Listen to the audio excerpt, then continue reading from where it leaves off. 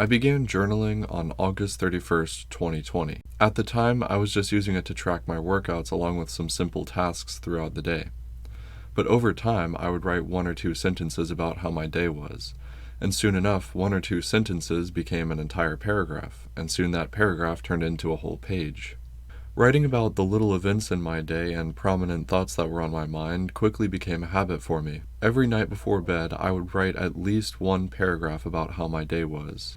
I was just doing it to slow my thoughts down and put my thoughts onto paper. What I didn't realize was that this would be the most beneficial habit that I've ever developed to this day. The main reason I introduce a lot of people to journaling is because it's a very easy way to unwind before going to sleep.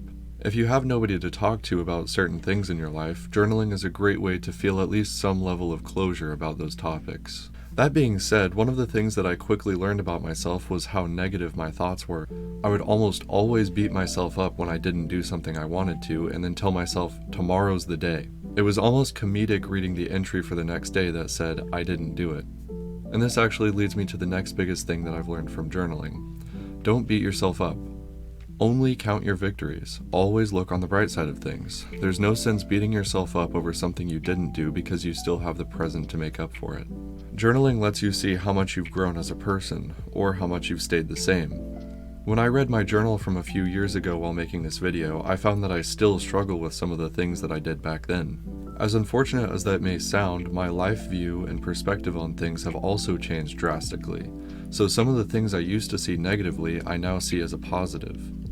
The past few years of my life have been the most constructive ever, and when I look back on what I wrote back then, it's like it's an entirely different person because I've changed and grown so much since then. I also say that journaling is a mirror of your thinking. You are literally taking your thoughts and putting them to paper. It's a reflection of how you feel in the present moment. Another good point I'd like to bring up is to be presentable to your future self. Many of the things I used to get so upset over and care so much about aren't even a part of my life anymore. And it would be something ridiculous too, like a car pulling out in front of me, or making a big deal over someone that I knew, like a crappy coworker, for instance. It's important to remind yourself that negative situations like this will come to pass. Something that really sucks is finding a page that you've written a couple years ago and it being only something negative that you hardly remember now. And on days like that, I wish I just wrote something positive instead. I could go on and on about the many ways that journaling has helped me, but I really think that it's best if you try it out for yourself.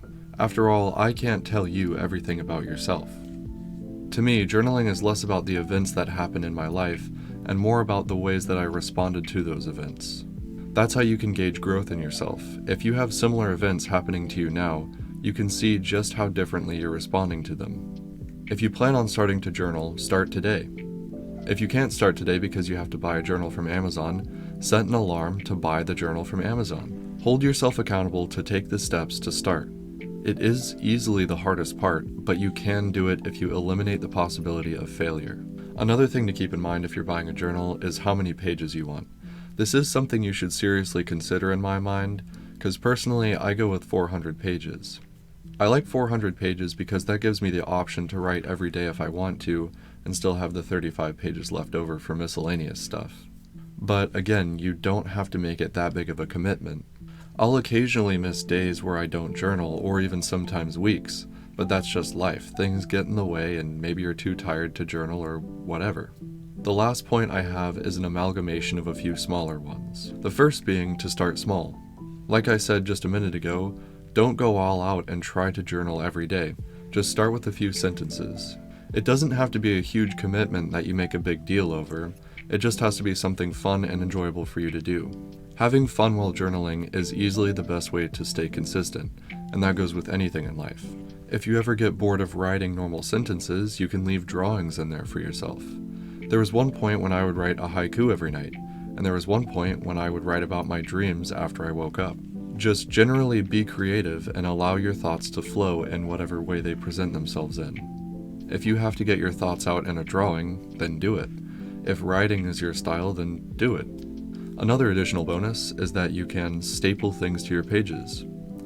I like to keep my clock-out tickets from work as a reminder of how things are now and the jobs that I used to have in the past. I hope I've given you some useful advice today, and if you already journal, leave a comment below.